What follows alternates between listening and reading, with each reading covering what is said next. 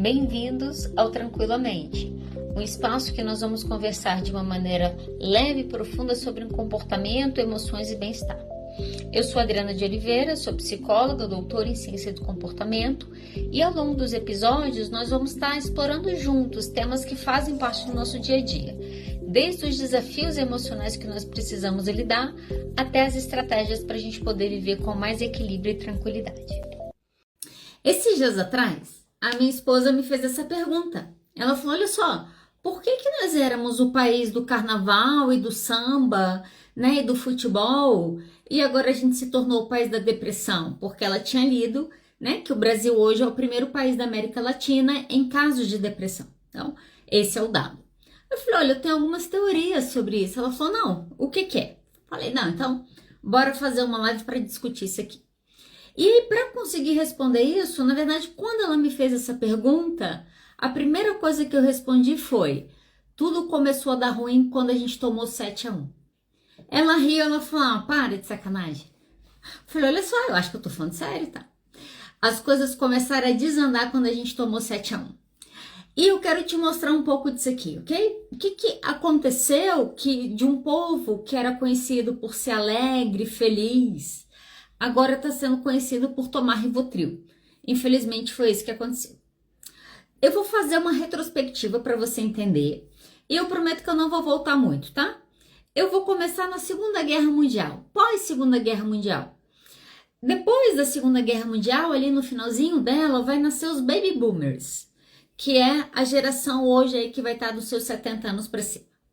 Foi uma geração que nasce num contexto de reconstrução. A guerra tinha acabado, as coisas estavam voltando ao normal, o trabalho era muito valorizado, a necessidade era a estabilidade, então você tinha uma necessidade dessa estabilidade acontecer, o foco era na família.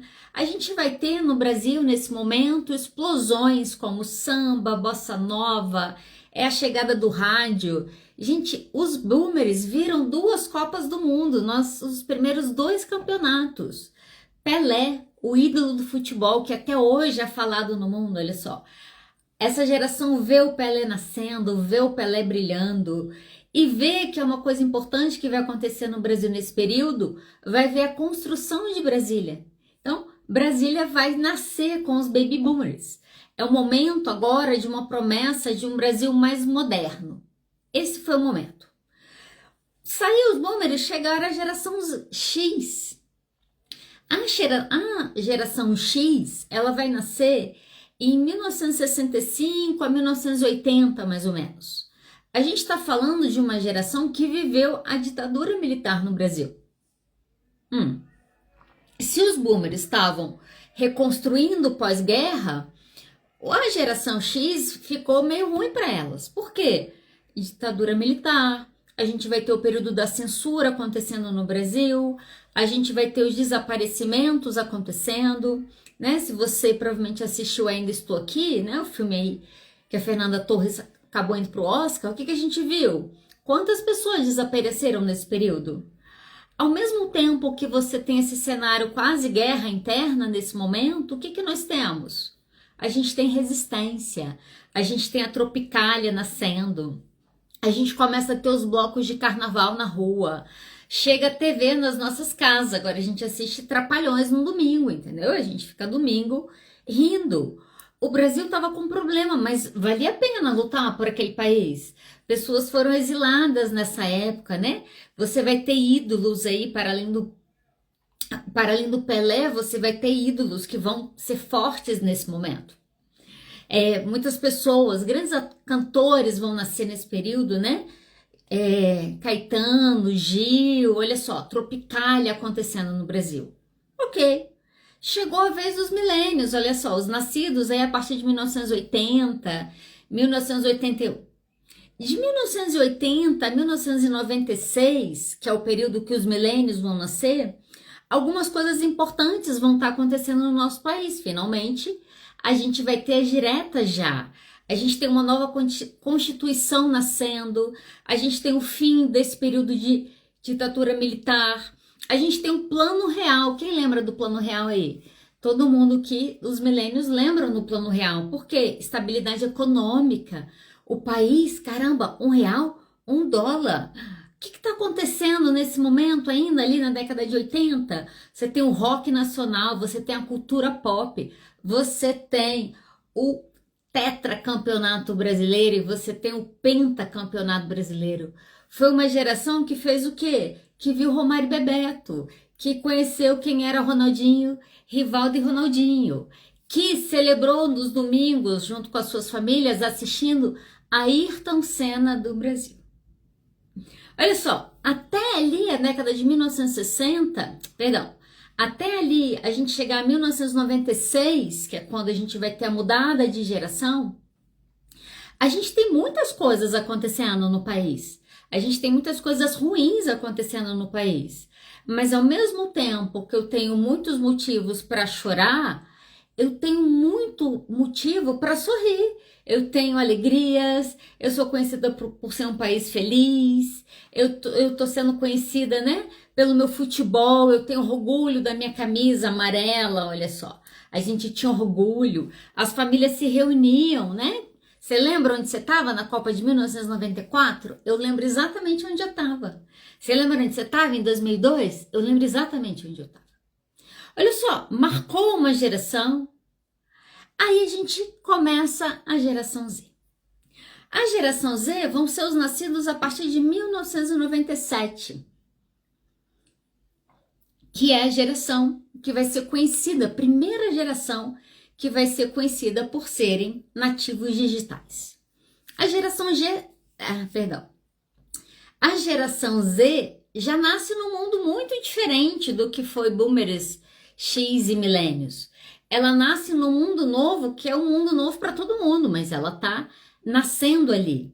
Eu tenho muito clara essa lembrança da minha irmã comprando o primeiro tablet. Minha sobrinha tinha 3 anos e a minha irmã aconteceu alguma coisa que ela não conseguia mexer e a gente tinha descoberto que a minha sobrinha de 3 anos tinha mexido no tablet.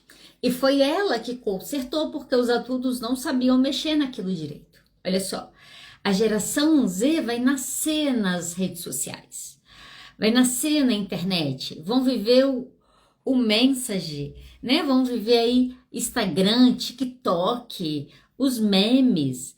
E eles vão crescer num período acreditando que o quê? Vai dar tudo certo. Porque agora você não precisa nem se esforçar muito para trabalhar, porque tem um influenciador aí que ele só fica contando o que ele faz na vida dele todo dia mesmo, e aí ele viraliza, e ele tem milhões de pessoas, aí ele continua, e ele começa a ganhar muito dinheiro dentro do quarto dele, sem fazer nada, a não ser mostrar a vida pacata que ele leva. E aí você tem uma geração inteira crescendo, acreditando que talvez isso fosse possível de acontecer. E aí, olha só, comecei a minha retrospectiva aqui com você, né, para responder essa pergunta, em 1946, pós-guerra, né? Finalzinho ali da pós-guerra. A gente tem um mundo vindo em construção, em transformação. Do mesmo jeito que tem um monte de coisa acontecendo no Brasil, você tem um monte de eventos que vai fazendo com que a gente tenha orgulho de ser brasileiro. Nós tínhamos orgulho de ter Ayrton Senna, tínhamos orgulho de falar do Bebeto e do Romário, tínhamos orgulho de viver coisas que agora parece que não foi bem assim. Porque olha só, eu não sei você, mas eu não sou muito fã de futebol, não tenho muito hábito de assistir futebol, mas Copa do Mundo era Copa do Mundo. A minha lembrança quando eu era criança é que a gente pintava as ruas eram pintadas, as casas eram enfeitadas. Por quê? Porque chegou a Copa do Mundo, a gente precisa assistir a Copa do Mundo. Aonde ela é? Não importa se for 8 horas da manhã, não importa se for meia-noite, a gente vai se organizar enquanto quê? Enquanto família, enquanto sociedade. Nós éramos liberados da escola, nós éramos liberados do trabalho. Para quê? Para a gente assistir a Copa do Mundo. E aí, 2014 foi um momento muito importante. Por quê? Porque não era só a Copa do Mundo. Era a Copa do Mundo no Brasil. Não tinha como dar errado. Imagina, a gente estava vindo com o Penta, a gente ia pro Hexa com certeza. Claro que a gente ia ganhar esse negócio. A gente está aqui, Copa do Mundo, na nossa casa. Vamos torcer, vamos vibrar para o país. O país parou, todo mundo nas suas casas com as suas famílias para assistir. o jogo de 2014. O que aconteceu? Em 3 minutos, meteram 3 gols, que quem saiu para fazer xixi não estava entendendo nada quando voltou, que as pessoas que estavam vendo ficavam na dúvida se era um segundo gol ou se era o replay do primeiro gol que tinha acontecido, porque em sei lá quanto tempo nós tomamos 7-0. Aonde? Na nossa casa. O que foi morto naquele dia? O nosso ídolo, a nossa esperança, o nosso orgulho foi cravado. E quem estava assistindo? Todo mundo. Eu não sei se tinha uma pessoa nesse país que não assistiu ou que não sabe que nós tomamos 7-1 da Alemanha. Olha só, isso é um trauma coletivo que a gente fez o quê para variar? A gente fez piada. A gente desistiu do futebol praticamente, pelo menos as mulheres perderam o encanto, tipo, futebol, ok. Só que além da gente matar o nosso orgulho, né, a nossa camisa, o orgulho que a gente tinha ali, tomamos de lavada. E todo mundo começou uma hora a falar, caramba, eles só não estão fazendo mais gol porque eles estão com pena.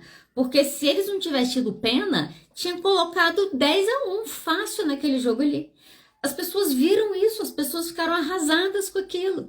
Só que além disso, você sabe o que está acontecendo no nosso país nesse momento?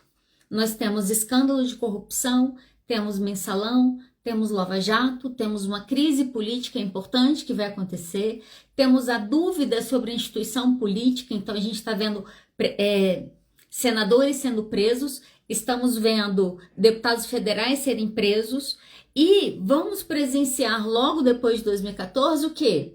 O impeachment da Dilma, que foi marcado no momento, então além de eu estar numa crise política importante, nós entramos numa crise econômica.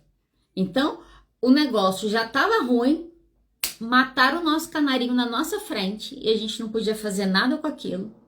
Quando a gente falou, não, tem coisa mais importante, e a gente virou para voltar na nossa vida, a gente estava no meio de um caos, descobrindo que todos os governos do nosso país roubaram tudo que eles podiam e um pouco mais, e que aparentemente nada ia mudar. A gente entra numa crise econômica, então a gente tem uma taxa de aumento de desemprego, a gente tem o impeachment da Dilma. A coisa ficou ruim rápido, foi uma sequência de eventos que veio acontecendo. Com o impeachment da Dilma, a gente cria uma crise política grave no país, que vai produzir o quê? Vai produzir 2018. Então, o que foi 2018? 2 eventos importantes que vão acontecer nesse ano. Primeiro deles, assassinato da Marielle Franco. Por que a morte dela foi tão significativa? Porque ela era uma mulher preta, lésbica, ativista, que estava tentando mudar coisas, que era um símbolo de resistência, que era um símbolo de luta para muitas pessoas. E o que fizeram com o canarinho de novo? Mataram o canarinho. Dessa vez a gente não viu quem foi, ninguém viu, ninguém sabe, ninguém tá entendendo nada. E além disso, além de matar o canarinho, a gente cai numa desesperança, claro. Porque impunidade, eu vivo num país que não tem justiça. Como assim? Como que fazem isso? Tava ruim? Tava, piorou. Por quê? A gente tem a eleição do Bolsonaro. O que a eleição do Bolsonaro em 2018 marca no nosso país? Um racha. 2018 a gente teve um racha que aconteceu. Aonde? No país, nas famílias, nos amigos, nos empregos. Pessoas brigaram por causa de política, pararam de se falar. Eu tenho grupos de família que eu faço parte. Teve gente que saiu do grupo. Aguentou não, saiu do grupo. Teve irmãos que brigaram. Teve pais e filhos que pararam de se falar. Pessoas romperam relacionamentos amorosos, casamentos. Vocês entendem o que foi isso? A gente se dividiu, rachou. Eu e eles. A gente rachou. Tava ruim? Tava. Começou no 7-1. Veio piorando. 2018 faz o quê? Quebra a coisa que a gente acha que a gente tem. Que é o quê? A família. Quebra o quê? Os amigos. Você quer ver uma coisa que eu escutei muito nesse período? Quando começou a eleição, eu não sabia que aquela pessoa pensava daquele jeito. E eu fiquei pensando, como que eu posso ser amiga dela se ela pensa aquilo?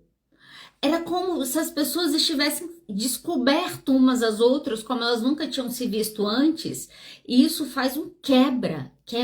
Famílias racharam, amigos racharam.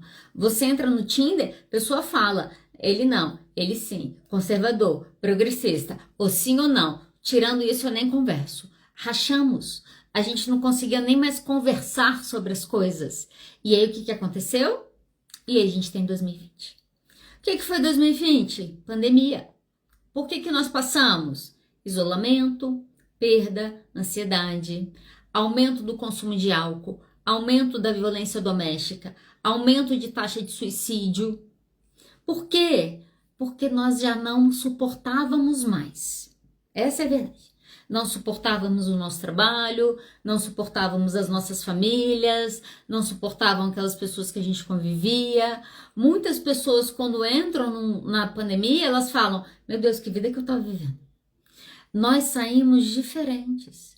As pessoas, eu lembro numa das discussões que eu tive, algumas delas, na época da pandemia, com uma pessoa que estava num discurso que eu não considerava muito apropriado, né, nesse sentido, porque o discurso era, todo mundo morre mesmo, essa taxa de morte aí que estão falando, não é nessa coisa toda, morre muito mais gente no país por outros motivos, estão exagerando nesse assunto. Eu falei, olha só, mas agora essa morte tem uma coisa que é diferente, sim, de todas as outras estatísticas. É que agora as pessoas então estão enterrando as suas famílias. As pessoas que viveram o impacto do Covid, elas não perderam às vezes uma pessoa. Eu conheço pessoas que em 3 semanas enterrou pai, mãe e irmão. Não era só uma estatística de 100 mil mortos. Era uma estatística de 100 mil famílias destroçadas e destruídas. Foi isso que aconteceu em 2020. As pessoas não entenderam a dimensão do que foi das pessoas perderem pessoas próximas, filhos, marido, esposa, e não poderem se despedir porque logo no início os corpos eram lacrados em sacos pretos e enterrados o mais rápido possível. Tiveram muitas pessoas que não viveram lutos, não puderam se despedir. Então, não foi uma outra estatística. Foi uma estatística que dilacerou o nosso país. Isso foi 2020. Passamos 4 anos em pandemia. O que aconteceu? Nós colapsamos. Sinceramente, eu vou te passar alguns dados rápidos aqui. Quando eu olho para os dados, o que aconteceu no nosso país foi nós colapsamos. Nós temos um colapso de saúde mental no nosso país. Deixa eu te falar alguns dados rápidos para você entender o que é o Brasil hoje, né? Do país que tinha orgulho do futebol para o país que nem vê mais Copa do Mundo, praticamente. Quem? Neymar? Neymar. Sério, Neymar? Tá. Esse é o país. Como que nós estamos? De acordo com a OMS, o Brasil hoje lidera o ranking mundial de transtornos de ansiedade. Somos os campeões, em torno de 19 milhões de brasileiros têm transtorno de ansiedade. Somos o país da América Latina com mais casos de depressão. Lideramos o ranking na América Latina de depressão. Somos o primeiro país do mundo. Ninguém toma esse remédio como nós tomamos. Rivotril virou balinha na bolsa das pessoas. As pessoas no país oferecem Rivotril. Você tá tão nervoso, você quer tomar um Rivotril? Somos o país que mais consumimos Rivotril. Geração Milênios, lembram deles? Vou falar deles semana que vem, hein? Geração Milênios, 45% da geração Milênios toma remédio psiquiátrico. Vamos para a geração Z, que começou na esperança, que começou sendo nativos digitais, como que eles estão? A geração Z, 51% da geração Z tem diagnóstico de ansiedade. 38% relatam sintomas depressivos moderados. E os nossos adolescentes, como que eles estão? 1 a cada 7 adolescentes tem transtorno mental diagnosticado hoje no nosso país. O suicídio é a 3ª causa de morte entre crianças e adolescentes de 10 a 19 anos no Brasil. Essa é o nosso cenário hoje. Como que nós estamos? Ansiosos, deprimidos. Cadê o nosso grito? Porque quando a pessoa está triste, deprimida, ela grita. Cadê o nosso grito de dor? Cadê o nosso choro? Não tem. O nosso choro no Brasil é abafado nos nossos memes. Nós aprendemos a fazer piada de tudo.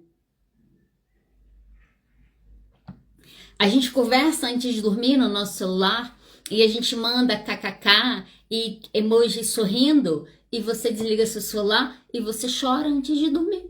Esse é o cenário que nós temos no nosso país hoje. O que a gente fez? A gente mudou a nossa comunicação. A gente transformou a nossa dor em figurinhas. E a gente fica tentando esconder de todo mundo que nós estamos exaustos. A gente manda figurinha de deboche porque a nossa vontade é falar, então, não me escreva mais. Nós estamos exaustos emocionalmente. Aí você entrou aqui, você tá me ouvindo, você fala, pô, Adriana, você tá exagerando, né? Faz o carnaval, ok, né?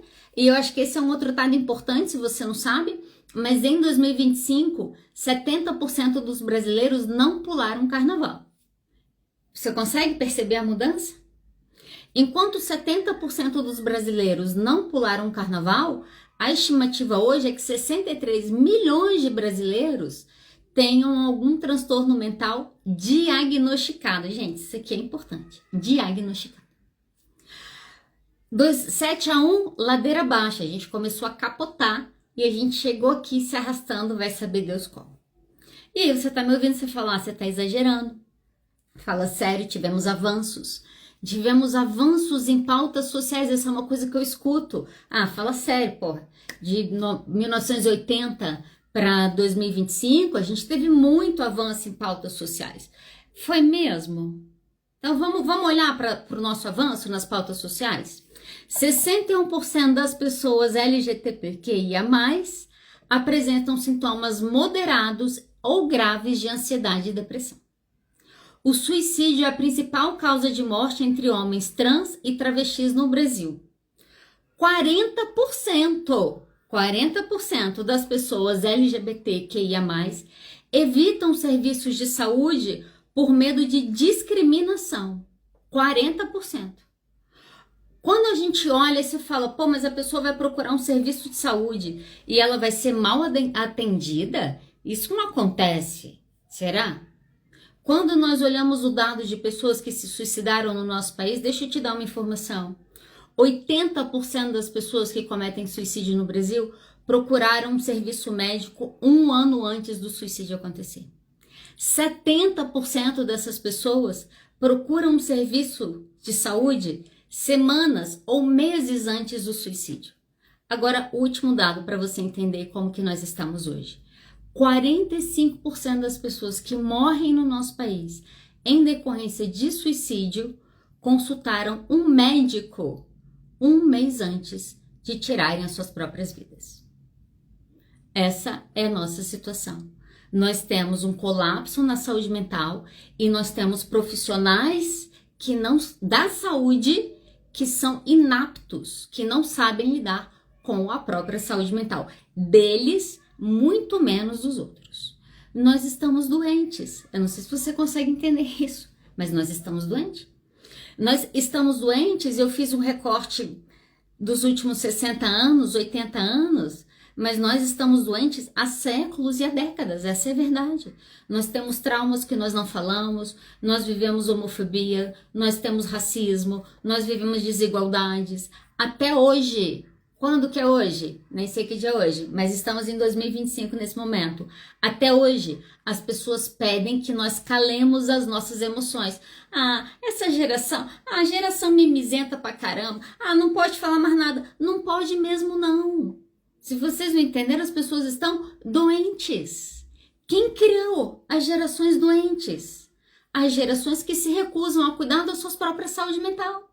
A geração Z, não, perdão. Os boomers e a geração X são as gerações mais preconceituosas em termos de saúde mental.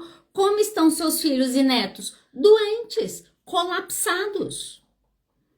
Quando você fala mimimi, o que nós estamos dizendo é shh, não me fale da sua tristeza, não me fale do seu desconforto, não me fale das suas emoções. Faça como todo mundo fez. Toma cachaça todo dia e quando você estiver puto, você bate na sua mulher. Foi isso que os boomers e a geração X fez. E nós estamos como? Nós estamos doentes. Gente, quando a minha esposa pediu para eu fazer essa live, porque ela me fez essa pergunta, né? Como que a gente sai de ser o país do carnaval e a gente se torna o país da depressão?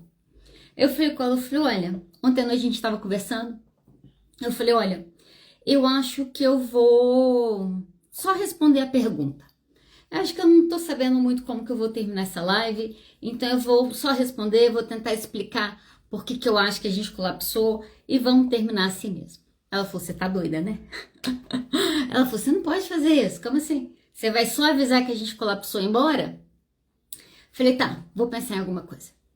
Sabe por quê, gente? Porque é difícil saber o que você faz depois que você colapsou. A nossa política, ela colapsou. A gente ainda tá brincando de preto e branco, né? A gente não consegue conversar como adultos sobre coisas sérias do nosso país. As pessoas, eu vi essa semana, pessoas comemorando. O Trump tá taxando. Ah, eu quero que o Lula se ferre mesmo. Tá taxando o Brasil? Dane-se, que se ferre o Lula. Não é o Lula que se ferra não, querido. É você que vai perder seu emprego. São as empresas que vão começar a vender menos porque o produto vai chegar lá mais caro e o seu chefe vai mandar você embora para contratar um IA que vai te substituir e você vai se tornar um problema social. O Lula, ele vai continuar morando na casinha dele, que eu nem sei onde que é, vai continuar com o dinheirinho dele. A polarização, o colapso que nós entramos, a gente começou a torcer contra a gente. A gente está no barco e a gente começou a torcer. Alguém taca fogo aí, joga gasolina. Você tá dentro. Você vai afundar também. Esse é o ponto. Colapsamos.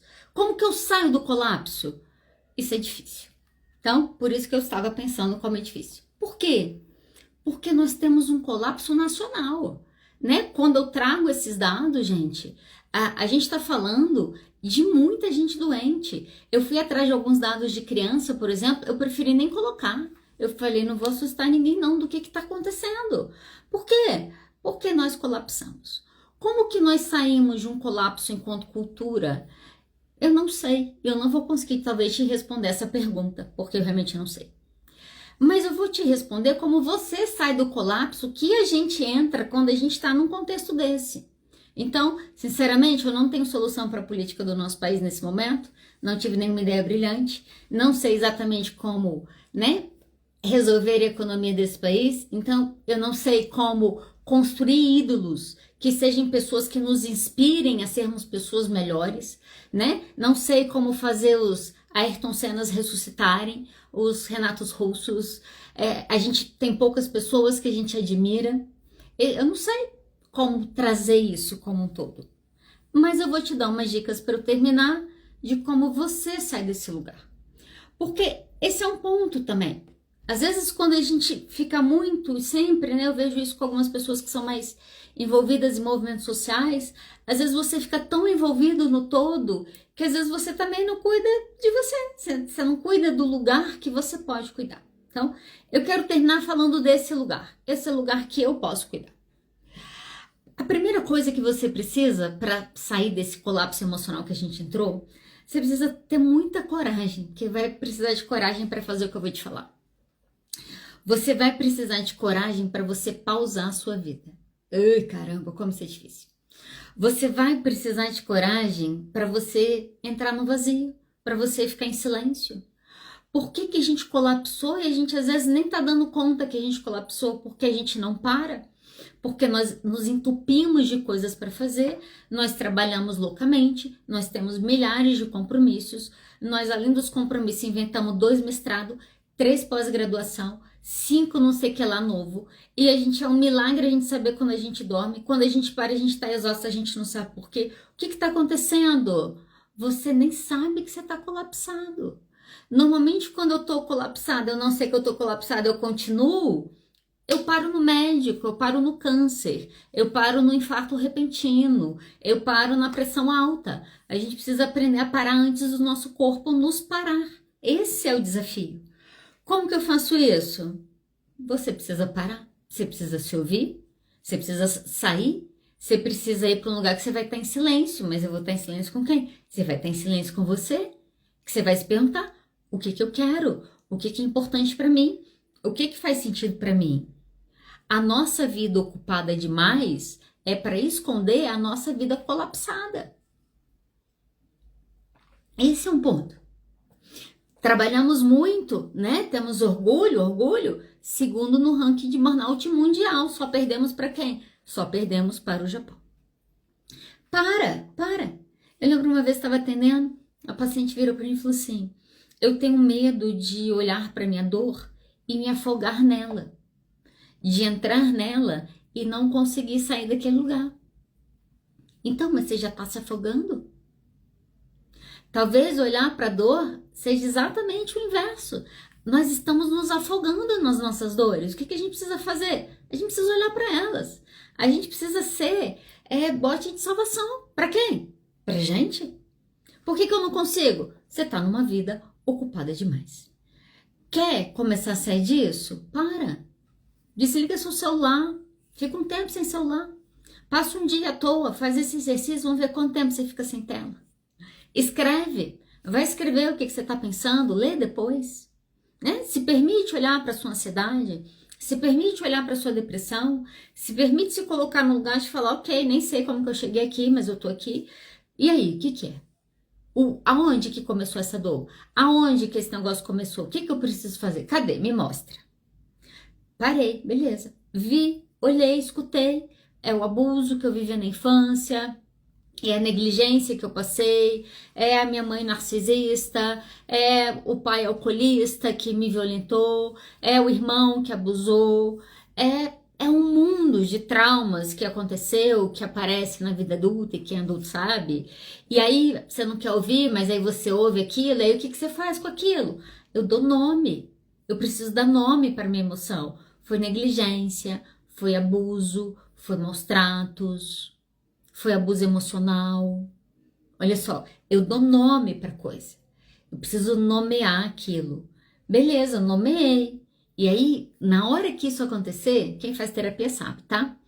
Na hora que você entra em contato e que você nomeia, você vai abrir a caixa de Pandora na sua vida. Não vou mentir para você não, tá, gente? Porque eu prezo por não mentir para vocês.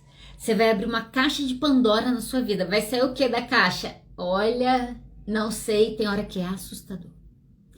O que isso significa? É aqueles momentos que a pessoa entra numa angústia, que ela quer fazer qualquer coisa. Às vezes ela para no hospital.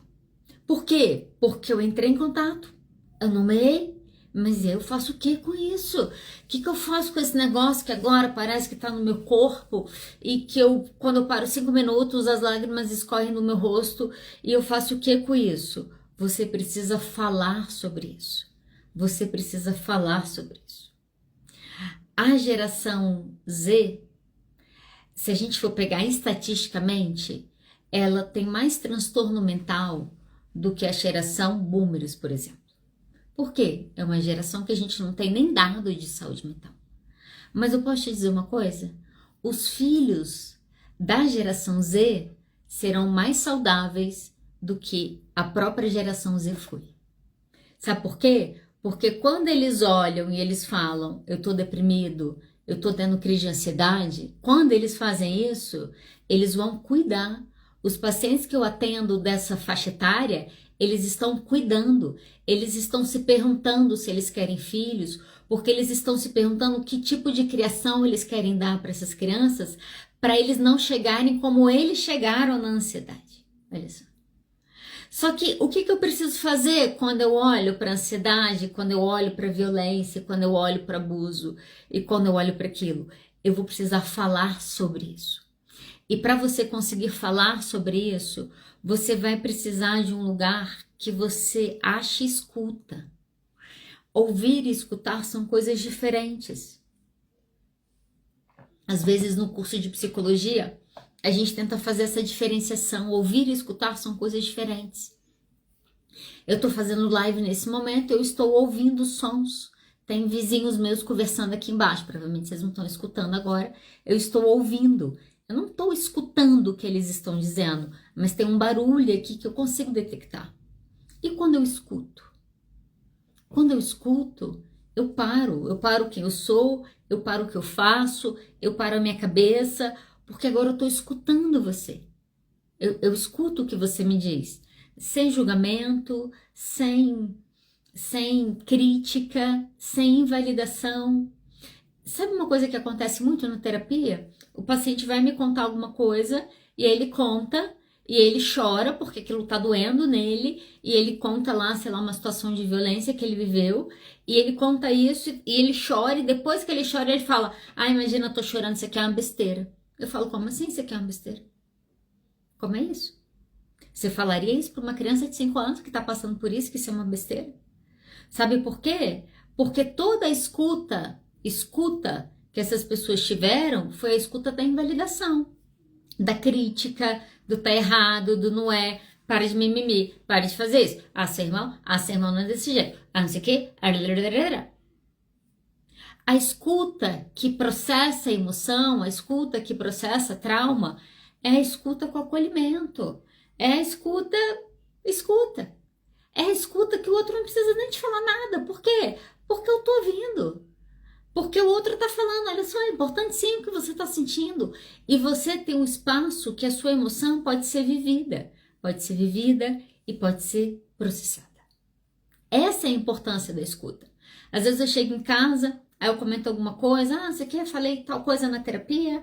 Aí a minha esposa fala, e ela falou o quê? Falei, acho que ela não falou nada, não. Como assim ela não falou nada? Tem hora que ela não precisa falar nada. Tem hora que ela precisa fazer o quê? Tem hora que ela precisa me ouvir. Tem hora que ela precisa que eu fale. Eu sei, é difícil. Tem hora que ela precisa que eu fale. Nem sei, porque tem hora que eu nem sei. Tem hora que eu preciso que eu fale, não é besteira o que você tá sentindo. Você pode sentir o que você tá sentindo. Adriana, vai ser sempre numa terapia? Teoricamente, a terapia é um espaço para você ter esse lugar de escuta. A gente sabe que às vezes nem acontece, mas é para ter o lugar de escuta. Mas às vezes não é na terapia, às vezes você não tem nem acesso na terapia. Você precisa criar esse lugar. Como que eu crio esse lugar? 4 pontos para você sair desse colapso. Crie esse lugar de escuta criando uma rede de apoio, uma rede de afetos. E olha só, nesse processo que eu vou então precisar ter esse espaço de escuta, eu vou construir a minha rede de escuta, cuide com que? Atenção! Com quem você vai partilhar as suas dores. Cuidado! Não é todo mundo que tem direito de ter acesso a uma parte da sua vida e da sua história. Por quê? Partilhar um processo de trauma que eu quero processar com alguém que vai virar para mim e falar isso é besteira, só reforça os seus traumas e a violência que você viveu.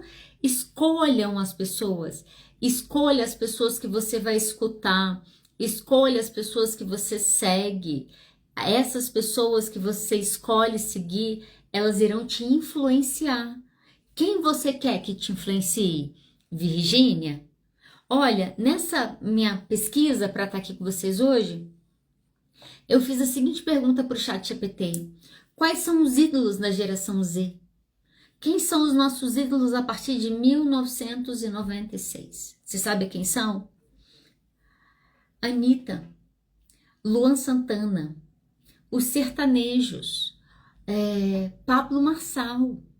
Gente, é até difícil falar. Essas pessoas se tornaram os nossos ídolos. Existem milhões de influenciadores hoje que estão ganhando rios de dinheiro no YouTube com um discurso misógino e racista. Esses viraram os nossos ídolos.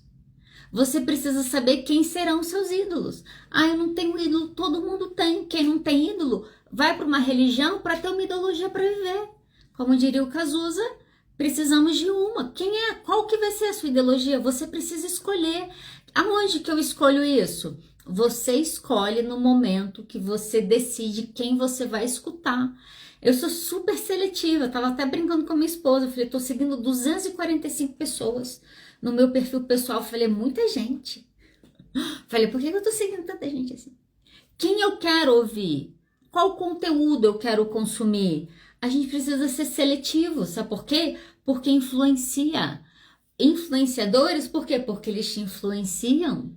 A Virgínia influencia as pessoas a jogar no tigrinho, no Bets, fazendo o quê? Ganhando dinheiro em cima deles. Influencia as pessoas a comprarem o whey protein dela, enquanto ela vai para uma loja de estética fazer abdominal em máquina, gente. Esses são os nossos ídolos. Quem são os seus ídolos? Você precisa construir uma rede de escuta e uma rede que você vai escutar. Tanto que eu consigo falar como quem eu vou escutar? Quem são as pessoas que vão entrar na minha casa? Eu sou meio doida, tá? Mas quando eu abro o celular dentro da minha casa, no meu sofá, aquelas pessoas estão entrando dentro da minha casa, no meu sofá. Elas podem virar tema de conversa, elas podem me irritar dependendo do que elas estiverem postando. Olha só, elas me afetam. Quem eu quero que me afete? Essa precisa ser limpa do seu celular, ok? Isso faz parte do seu processo de mudar. Vira e mexe, eu tô falando isso com os meus pacientes. Cuidado com o que você está consumindo. Existem pessoas que estão tendo seus medos alimentados nas redes sociais. Escolha quem você quer alimentar. Se você quer alimentar os seus medos ou se você quer alimentar a sua fé. O que determina uma coisa ou outra? Quem você está escutando. Você precisa fazer isso, ok? Quinta e última dica, porque eu prometi que eu não ia me atrasar hoje. Então eu vou caminhar para o final, ok? Olha só, a última coisa. Então, o que eu preciso fazer para sair desse colapso emocional que nós entramos? Tenha coragem para se escutar. Tenha coragem para nomear suas dores. Tenha um espaço que você vai poder falar sobre isso, que você vai poder processar isso. Crie uma rede. Ah, eu não tenho isso. Crie a sua rede de afeto. Né? Entre em comunidades. Escolha as pessoas que você também vai escutar. Isso também vai fazer diferença. Ok? E quinto e último ponto. Esse é o ponto mais difícil, mas eu vou ter que falar para encerrar. Você precisa aprender a se vulnerabilizar. O Freud, eu quero terminar com uma ideia dele. Uma das ideias que é atribuída ao Freud é que ele vai falar que nós somos feitos de carne, mas vivemos como se fôssemos feitos de ferro. Eu vejo isso. Um dia eu perguntei para uma paciente minha, eu falei, quando você era criança, o que você queria ser? Ela falou, artista. Eu falei, você é? Quem nós queríamos ser, quem nós éramos crianças? Qual lugar no mundo que a gente queria ter? Você queria ser uma purpurina? Você queria estar no Changemans? Ou você queria o quê? Você queria o quê? Quem você se tornou? Você se tornou quem você queria? Às vezes não. Por que não? Por que nós éramos aquelas crianças, sei lá, espontâneas, que sonhávamos com o mundo e a gente virou esses adultos doentes tomando Rivotril sem parar e, né, nem cuidando direito da saúde mental, porque estatisticamente a estimativa é que pelo menos 63 milhões de pessoas no nosso país têm algum transtorno mental. 3% frequentam terapia. Estou falando de 6 milhões. 57 milhões estão fazendo o quê? Tomando cachaça? Estão cuidando como das suas vidas? No álcool para dormir? Por quê? Por que que a gente vive isso? Sabe por quê? Porque a gente perde toda a nossa leveza e toda a nossa espontaneidade no mundo quando a gente começa a colocar armadura. Preciso falar isso? Preciso ser assim. Ah, preciso ser hétero. Senão minha mãe vai orar por mim para Deus me mandar para o inferno. Parece que é isso que ela acredita. Ah, eu preciso agradar. Ah, eu preciso ser uma menina boazinha. Ah, eu preciso cuidar bem dos meus pais que abusaram de mim a minha vida inteira. Ah, eu preciso. E a nossa armadura nos engessa. O que acontece? Nós nos machucamos. Como que isso aparece? Aparecia no corpo. A verdade é que hoje a gente fala da saúde mental pelo próprio avanço da ciência. Essa semana eu até postei aqui nas redes sociais. A gente está descobrindo, por exemplo, que a depressão afeta o cérebro. Você tem um cérebro que começa a ter alterações estruturais. A depressão está na sua cabeça. Tá mesmo. A gente está vendo. Saúde mental. O que eu preciso fazer para sair disso? Você precisa tirar a armadura. Como que eu tiro a armadura? Você precisa se vulnerabilizar. O que é se vulnerabilizar? E eu vou terminar agora de verdade, tá? Com a frase da Brené Brown. Vulnerabilidade não é ganhar ou perder. É ter coragem de mostrar e se deixar ver, mesmo quando você não pode controlar seu resultado. Vulnerabilidade é quando o meu paciente me conta que ele bateu na esposa, ou quando a minha paciente me conta que ela, sei lá, não cuidou da mãe como ela queria ter cuidado, ou quando o outro me conta que ele fez uma coisa que ele acha que é extremamente abominável e ele olha para mim sem ter certeza se eu vou continuar ali ou não. Isso é vulnerabilidade. Como que eu saio? Como que eu saio da armadura? Você precisa se vulnerabilizar. E aí que meu desejo para você é que você tenha uma rede de afeto que te proporcione isso. É só assim que a gente vai sair desse colapso mental que nós entramos.